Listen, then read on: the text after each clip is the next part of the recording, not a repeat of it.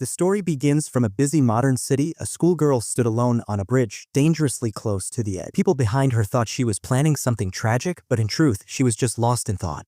Suddenly, her gaze locked onto something strange, a huge iceberg rising from the river below. What shocked her most was what lay inside, a perfectly preserved man from ancient times, frozen in a way no one had ever seen before. When the news reached the authorities, the mysterious figure was quickly taken to a high-security lab. There, experts tried to identify which era he came from. A powerful official who reported directly to the country's top leader took over the case. He believed this frozen man could unlock secrets of preserving life naturally through freezing. But even with all their technology, the man's body was so unique it didn't even match modern human standards. The assistant working under the official felt uneasy. He believed this ancient person might be a gift left by those before them, not a threat. But his warning was dismissed. The lab used extreme restraints, trying to prevent any movement. It didn't work. The ancient man snapped out of his frozen state and broke free effortlessly, as if tearing paper. At that very moment, a flashy driver raced down the highway with his showy girlfriend, enjoying his luxury car. But suddenly, that pride turned to shock as someone on foot sped past him. That same man who had just woken up was now running faster than any vehicle, twisting through traffic with unnatural ease. Onlookers pulled out their phones, stunned by what they were seeing, unaware that this was only the beginning. The protagonist finds himself in a strange, unfamiliar place, unable to believe his surroundings. It feels too unreal to be a dream. The last thing he remembers is risking his life to protect his mistress from attackers. Suddenly, police cars block his way, forcing him to stop. Officers try to arrest him under orders, but he stands still, deep in thought.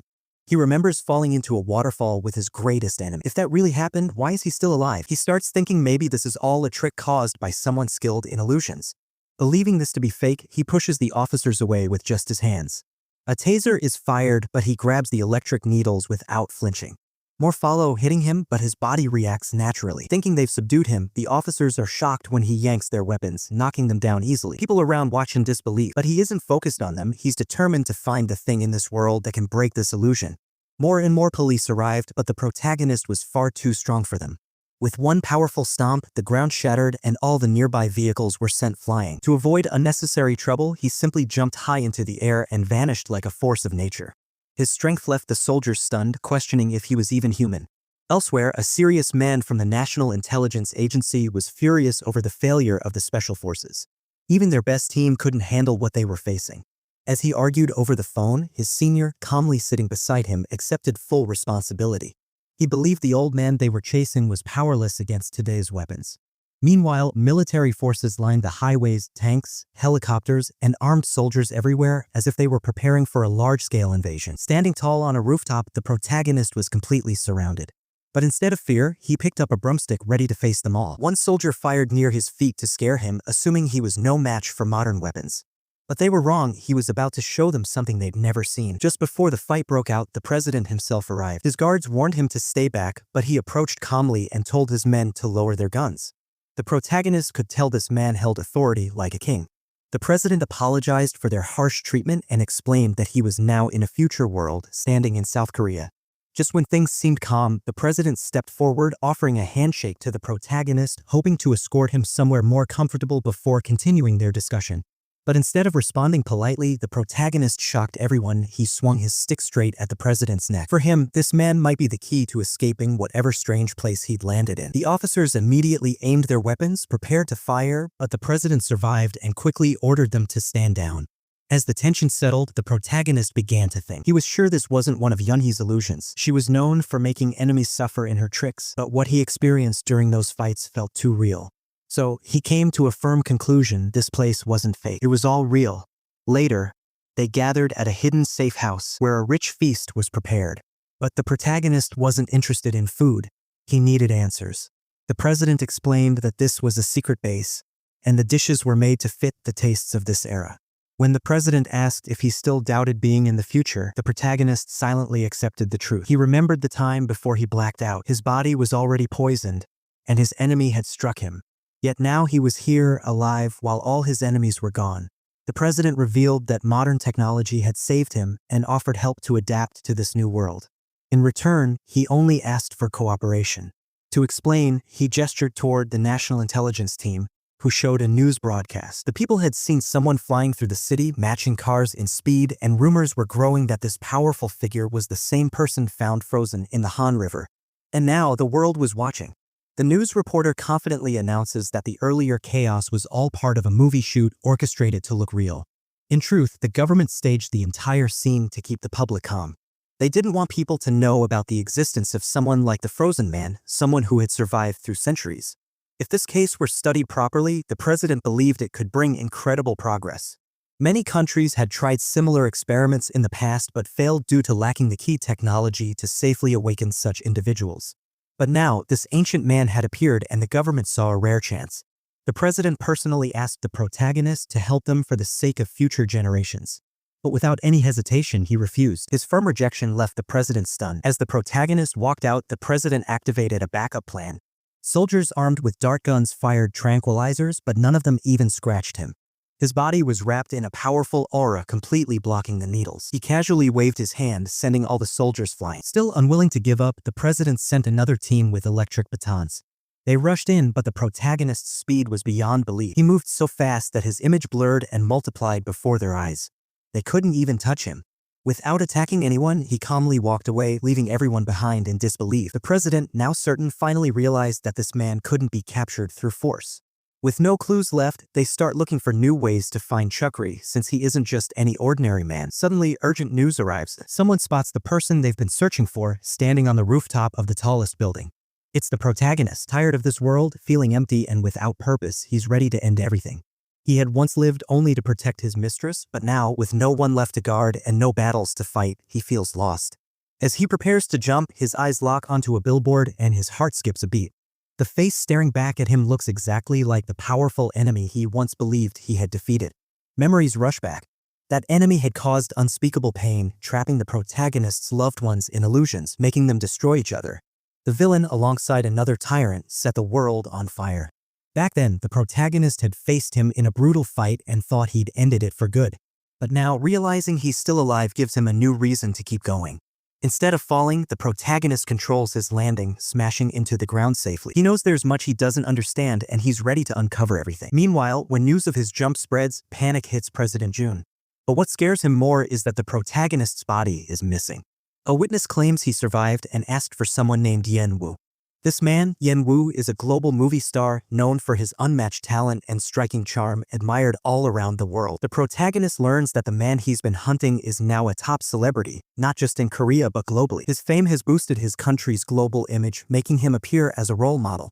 But this reputation feels too perfect, too polished, far from what the protagonist expected. Doubt creeps in. He begins to wonder if this man is just a lookalike or actually the real person pretending to be someone else.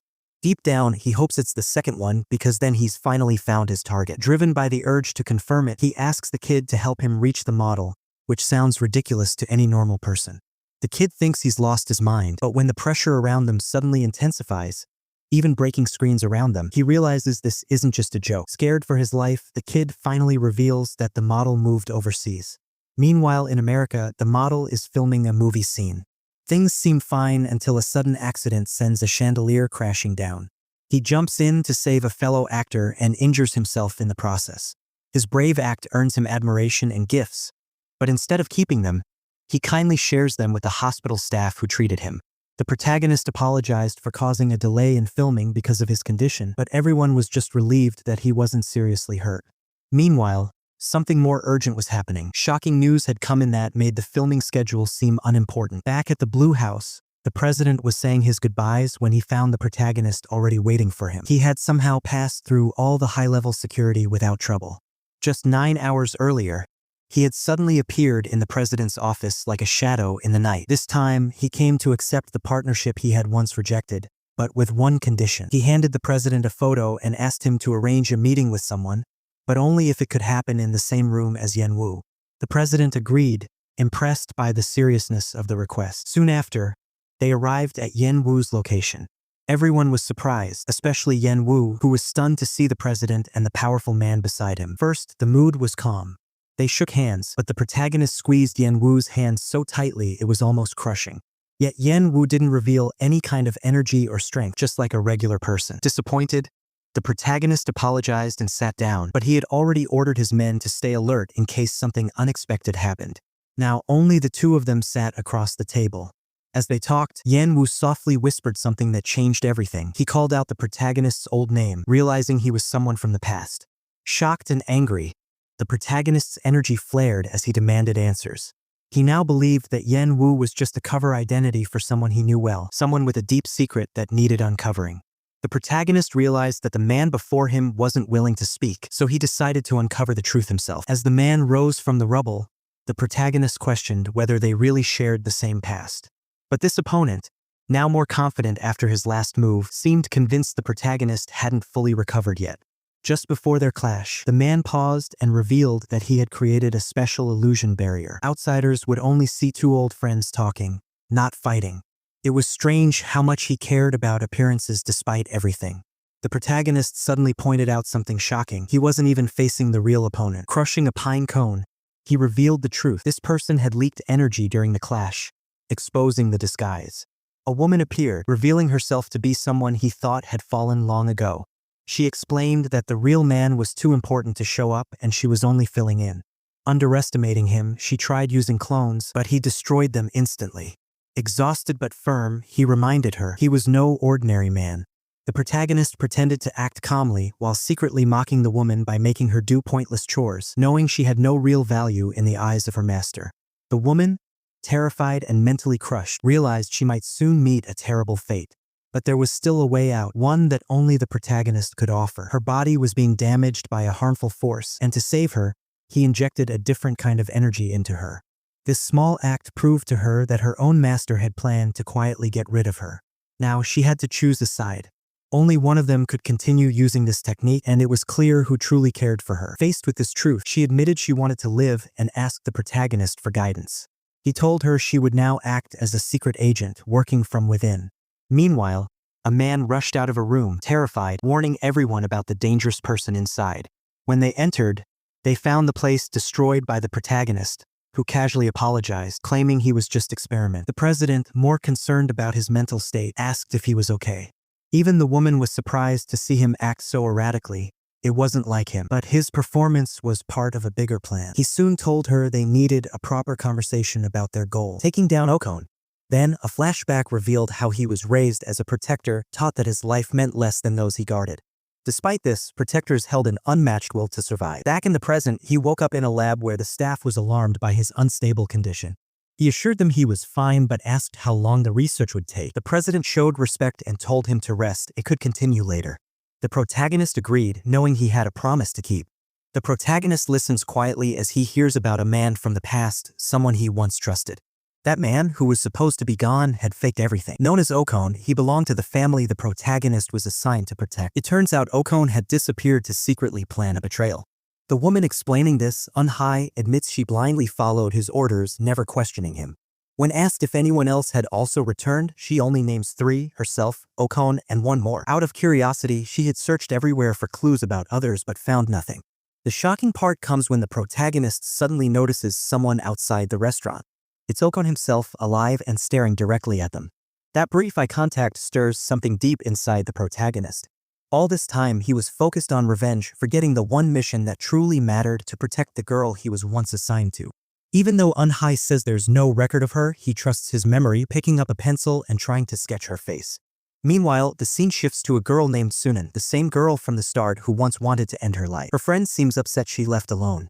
Despite that, Sunan is well known at school, popular, admired, and followed by some strange classmates. Her friend worries about her safety, especially with the way others treat her. The protagonist finally stood before the girl who once meant everything to him. With heavy emotions, he apologized for arriving too late to protect her. Offering his jacket in the cold, he looked at her with hope, only to be met with a shocking blow. The girl suddenly struck him hard in the stomach. He was stunned, not by the pain, but by the realization she wasn't the person he had longed for. She smiled, thinking he was just another admirer. She didn't recognize him at all. Her behavior, her name, everything about her was different. She even asked if he was someone else's fan. This shattered whatever hope he had. It wasn't just forgotten memories, it was like facing a stranger in someone else's skin. Embarrassed, she realized her mistake, but it was too late. Other students rushed to defend her, misunderstanding the situation. But the protagonist didn't fight back. He stood silently, crushed inside. The next day, he and his loyal companion visited her tomb. There, he learned from trusted sources that she had lost her life during the rebellion. Her few belongings were carefully preserved. Overwhelmed, he struck the ground, filled with sorrow and regret. He had failed his mission. The one he dedicated his life to was truly gone. But now a new mystery pulled him forward, the girl who looked just like her. Meanwhile, back at her school, she was left alone with a lazy, drunk boss, unaware of what destiny was about to bring. The girl arrives at what was supposed to be an interview, but everything feels off. The place is unprofessional, and the men there behave strangely. When they try to offer her a drink, she politely refuses, reminding them that she's underage. At first, she tries to stay calm, thinking it's just a weird meeting. But the moment one of them crosses the line, she realizes she's in real danger. She stands up, boldly rejecting their filthy intentions, saying no amount of money can make her accept that kind of life. Sadly, before she can escape, the drug in her water takes effect and she collapses helplessly to the ground. The two men see her as a tool for their twisted goals and report their progress to their boss. Elsewhere, the protagonist sits under the moonlight, his mind burning with only one goal: revenge. He plans to destroy everything connected to Okan. Unhai suddenly visits and shares a shocking truth. The girl who resembles someone from the past belongs to the same family as the one he once failed to protect. But the protagonist shows no interest, believing that protecting a stranger has nothing to do with him anymore. To everyone's surprise, the protagonist becomes the manager on the first day without even being interviewed. While he settles in, trouble brews elsewhere. A girl, barely conscious and drugged, escapes from a dangerous situation where one of the men had crossed the line and got what he deserved. Their boss is furious because in just a few moments, everything fell apart, the target escaped, and now the police could be onto them. Still thinking she couldn't have gone far, they rush to find her. The girl struggles down the hallway, her legs barely working. She tries to reach the door but is caught just in time. Though physically weak, her strong will surprises them. They decide to take her back by force, but before they can, the ground begins to shake. It's an earthquake. The lights go out, and in that darkness, the door swings open. The protagonist steps in. He doesn't fully understand why he came to help her, but deep down, he just wanted to do the right thing. With calm strength, he steps forward and easily takes down the man who tried to hurt her. The other one, filled with fear, runs for his life. But the protagonist catches him too, stopping him right in his tracks. The protagonist stood firm when a group of bodyguards suddenly appeared, demanding he hand over the girl. Without even introducing themselves, they threatened to use force. But he didn't back down. Remembering how he helped her before, he believed it was his duty to protect her now. Calmly, he declared himself her manager, even if just for a day. Meanwhile, one of the group contacted his boss, who had actually sent them in case of emergency. But upon hearing that they were now facing Duel's manager, the boss was shocked. When asked to prove his connection to the girl, the protagonist cleverly turned the question around, asking them to prove they were trustworthy. Suspicious of their intentions, he stood alert. One man attacked, but he easily blocked and countered with a clean strike. The leader then gave the order to attack all at once. But it was no match. With focused skill, he knocked each of them down. Just then, the girl woke up, shocked at his strength. Later, she was returned safely. Her boss, angry at himself, regretted trusting the company. Though he wanted revenge, she calmly explained they were too powerless to fight now, but hinted that one day, payback would come. The protagonist was jobless, but everything changed when a company boss noticed something about him. Impressed by his calm and composed nature, especially beside the woman he had just met, the boss offered him a job as her manager. Meanwhile, the woman returned to class, where her friend praised her for joining a top company. Still feeling the aftershocks of the dramatic night before, she quietly shared how things didn't go as expected. Feeling a little lost, she asked a classmate for some industry tips. Though surprised, the girl agreed to help, showing her warm nature. But before they could talk, a gang showed up and tried to cause trouble. Luckily, they backed off, scared by the presence of the classmate's personal manager. That moment made the woman realize how important it is to have a dependable manager, not just someone strong, but someone she can trust. And that thought took her straight to the man she'd recently met. At night, he stood quietly, watching the city lights when the girl from the emergency team arrived. He questioned her about her job, especially the manager's role. She explained it's more than just organizing, it means caring for someone completely. He finally revealed he took the manager position she had once suggested, leaving her in disbelief. After all, he had rejected it earlier. She didn't hide her frustration, guessing deep down this might happen. Back at the emergency center, her team leader got scolded hard after failing a mission. The protagonist had fought dangerous men to save the girl, but something was off. His attacks didn't stop them. They were far stronger than normal. Even the boss of the emergency team realized it. These enemies weren't ordinary. The mission was too important to risk failure, so every step had to be perfect. The man told the woman that this world had forgotten what real strength felt like. No one here even understood the idea of inner force anymore. But he sensed something strange in those men they had encountered. At the same time, the emergency team's leader grew curious about the mysterious figure and wanted to meet him himself. The woman couldn't hide her shock. She remembered how someone had told her that the power they once used didn't exist anymore. That meant it should be impossible, yet here it was again.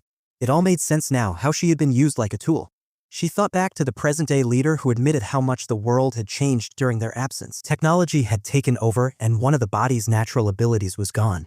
People now chase knowledge, not physical strength. Still, one question haunted her: why was she kept alive all this time? Meanwhile, the man wasn't satisfied with guesses. He wanted answers. He dove straight off a building, landing smoothly before heading off to search in secret. The next day, Korea's top schools stood proudly, filled with expensive cars and privileged students. The girl who studied there didn't fit in. She was mocked for being poor, treated like trash by both girls and boys. Still, she didn't break, but things shifted when their teacher announced a transfer student. Everyone assumed it'd be another rich girl. To their shock, especially hers, the new student was the same mysterious man, now dressed in a school uniform, calmly stepping into her world. At school, the girl reminds the protagonist not to act too close during school hours to avoid trouble, insisting they act like strangers. Though she's getting attention from others, she doesn't see herself as someone famous yet. The protagonist suddenly disappears like a shadow, sensing something unusual nearby. A different scene unfolds where a timid student is being bullied for lunch money. The bully, Janel, runs the class like his kingdom, demanding taxes from everyone because of his strong family influence. When the weak student refuses, Janel hits him hard, making the rest of the class tremble in fear. The protagonist arrives and sees Janel collecting money from the student. He's disgusted by Janel being called a king and openly mocks him. Janel and his gang hear it and the tension rises. Janel's goon steps forward, but Janel, feeling personally insulted, steps in himself, demanding the protagonist hit him. The protagonist calmly warns him, but Janel gets ready to fight. Just before it begins, a teacher interrupts, warning Janel not to fight in school. Janel then threatens to ruin the protagonist's life, but his words sound empty and weak. Later during lunch, the protagonist tries to sit with others, but they all leave, scared of Janel. The timid student from before sits with him instead, and they quietly share a meal together. After that serious talk, the class president stopped holding back. He had been silent all this time to keep a peaceful life, but now he had made up his mind. He went straight at the troublemaker with full force, almost ending the fight in one blow. But before things got too far, someone stepped in and stopped him. That moment confirmed something deep for the main guy. He then boldly told Janel that he wasn't a real leader, just someone abusing power.